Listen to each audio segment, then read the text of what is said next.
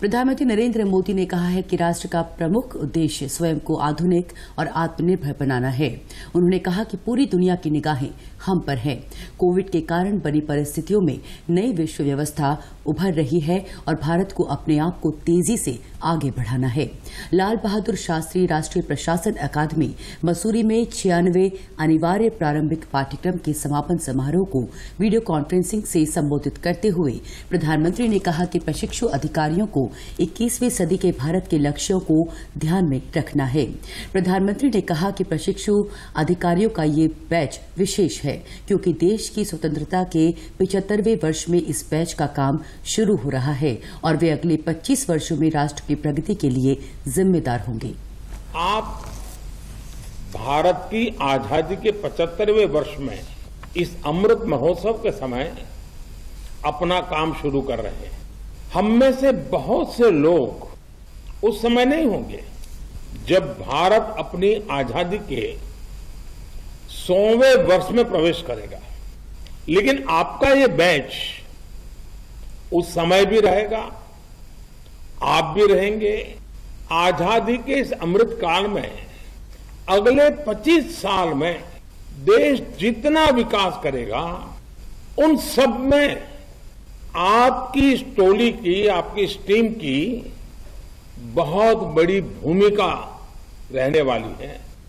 साथियों, 21वीं सदी के जिस मुकाम पर आज भारत है, पूरी दुनिया की नजरें आज हिंदुस्तान पर टिकी हुई है। कोरोना ने जो परिस्थितियां पैदा की हैं, उसमें एक नया वर्ल्ड ऑर्डर उभर रहा है। इस नए वर्ल्ड ऑर्डर में भारत को अपनी भूमिका बढ़ानी है और तेज गति से अपना विकास भी करना है। राष्ट्रपिता महात्मा गांधी का जिक्र करते हुए श्री मोदी ने कहा कि अगर आपका एक भी निर्णय समाज के अंतिम व्यक्ति की बेहतरी में मदद करता है तो निर्णय लेने में संकोच नहीं करना चाहिए। प्रधानमंत्री ने प्रशिक्षु अधिकारियों से कहा कि उन्हें रिफॉर्म, परफॉर्म और ट्रांसफॉर्म को अगले स्तर पर ले जाना है। सबका प्रयास बहुत महत्वपूर्ण है और ये हमेशा सकारात्मक परिणाम देता है। श्री मोदी ने कहा कि समस्याओं के समाधान के लिए चुनौतियों की पहचान करना बहुत जरूरी है। अब जो भी निर्णय करे, जो भी व्यवस्था परिवर्तन करे, ये पूरे भारत के संदर्भ में अवश्य सोचें, क्योंकि हम ऑल इंडिया सिविल सर्विस को रिप्रेजेंट करते हैं। हमारे दिमाग में निर्णय भले लोकल होगा, लेकिन सपना समग्र देश का होगा। आजादी के इस अमृत काल में हमें रिफॉर्म, परफॉर्म, ट्रांसफॉर्म को नेक्स्ट लेवल पर ले जाना है। इसलिए ही आज का भारत सबका प्रयास की भावना से आगे बढ़ रहा है। आपको भी अपने प्रयासों के बीच ये समझना होगा कि सबका प्रयास, सबकी भागीदारी की ताकत क्या होती है। अपने कार्यों में आप जितना ज्यादा व्यवस्था में जितने विभाग है सबको जोड़ करके प्रयास करें, हर मुलाजिम को जोड़ करके प्रयास करें, तो वो तो एक पहला दायरा हो गया, पहला सर्कल हो गया। लेकिन बड़ा सर्कल सामाजिक संगठनों को जोड़े, फिर जन सामान्य को जोड़े।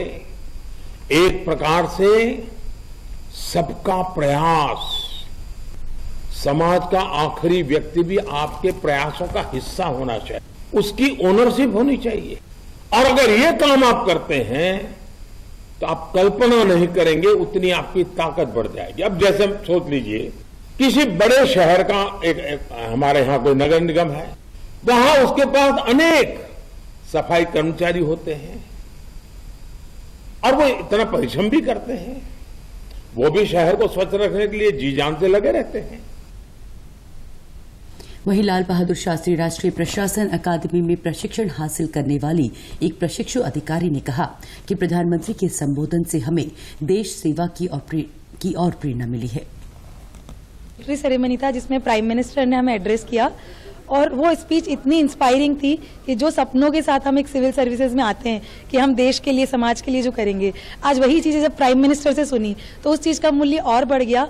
और यही एक उम्मीद है कि हम सारे जितने भी ऑफिसर ट्रेनीज यहाँ पर हैं, जब भी अपनी डिस्ट्रिक्ट ट्रेनिंग में और उसके बाद में पोस्टिंग में जाएं तो वही सब चीज़ों को दिमाग में, दिल में रखते हुए देश, समाज और सेवा को करते हुए देश को आगे बढ़ाने में, देश की आज़ादी के अमृत महोत्सव में और योगदान देंगे। An absolute honor and privilege to hear the Honorable Prime Minister address us at our valediction ceremony of the 96th Foundation course. The Prime Minister gave us the mantra of reform, perform and transform. And I think personally for me this is going to be the motto which will guide me throughout my future career as a civil servant. कहना चाहूँगा कि मैं बहुत सौभाग्यशाली महसूस करता हूँ कि पहला तो हमें जनसेवा का मौका मिला और दूसरा फिर माननीय प्रधानमंत्री जी खुद हमें कर्तव्यनिष्ठता, अंत्योदय के बारे में सोच और किस तरीके से आप सिस्टम का पार्ट रहते हुए भी सिस्टम में बदलाव ला सकते हैं, लोगों के जीवन को सुधार सकते हैं, उसके बारे में जो उनका ज्ञान था उसको सुनकर बहुत अच्छा लगा। अब जनसेवा के करियर की शुरुआत में ही ऐसा ज्ञान मिल पाना विरला सौभाग्य होता है। ज़्यादा ओवरवेल्म्ड हूँ कि मोदी जी ने हमें एड्रेस किया। हम एक हिस्टोरिक बैच है, पहली बार सर ने हमें एड्रेस किया। एंड जो मेरा मेन टेक अवे है आज के सेशन से वो है प्राइम मिनिस्टर जी ने बोला था कि we should take up challenging jobs rather than easy simple jobs. तो जब हम अपना करियर अभी शुरू कर रहे हैं एडमिनिस्ट्रेशन में, so it is very important कि हम बहुत चैलेंजिंग जॉब्स लें अपने करियर में। अपार्ट फ्रॉम दैट एक और मेजर टेक अवे जो है डीसाइलोइजेशन।